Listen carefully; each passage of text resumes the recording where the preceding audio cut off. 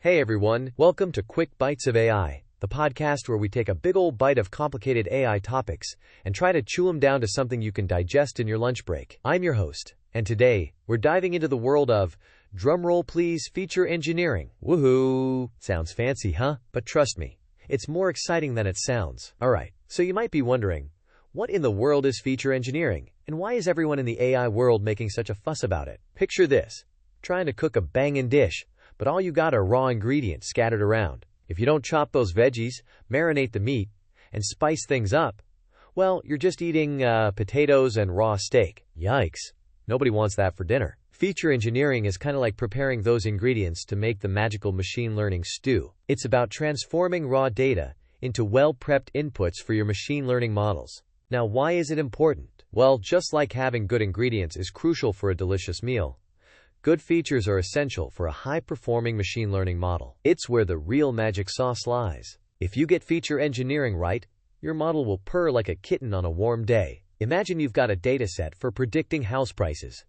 Features might be the size of the house, number of bedrooms, the neighborhood, etc. Feature engineering would involve spotting any missing data here, maybe some weird outliers, or transforming categorical variables like neighborhood names into something a machine can understand, like numbers. Uh-oh, did you just have a brain freeze? Don't worry, you're not alone.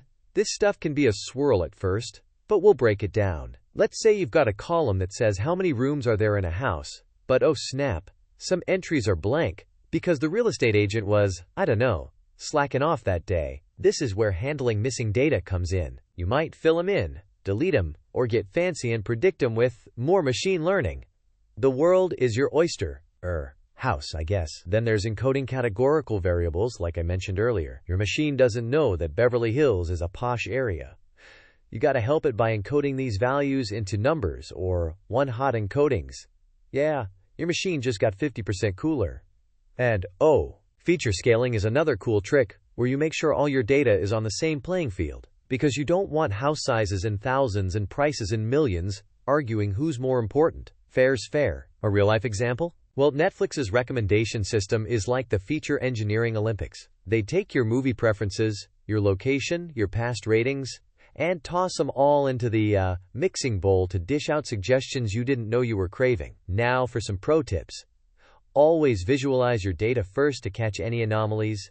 Get cozy with domain knowledge, because it helps to catch features your data-loving heart might miss, and experiment. Feature engineering is almost as much an art as it is a science. What if you skip feature engineering? Well, you might end up like that person eating unseasoned steak wondering why they thought this whole cooking thing sounded fun. Your model may perform poorly or just misbehave. So that's feature engineering, our unsung hero. Next time you dive into machine learning, remember, life's too short for bad features. Alright, that's all for today's episode on Quick Bites of AI. Hope you liked today's serving, and join us next time for another AI snack. Bye for now, and keep crunching those numbers, folks.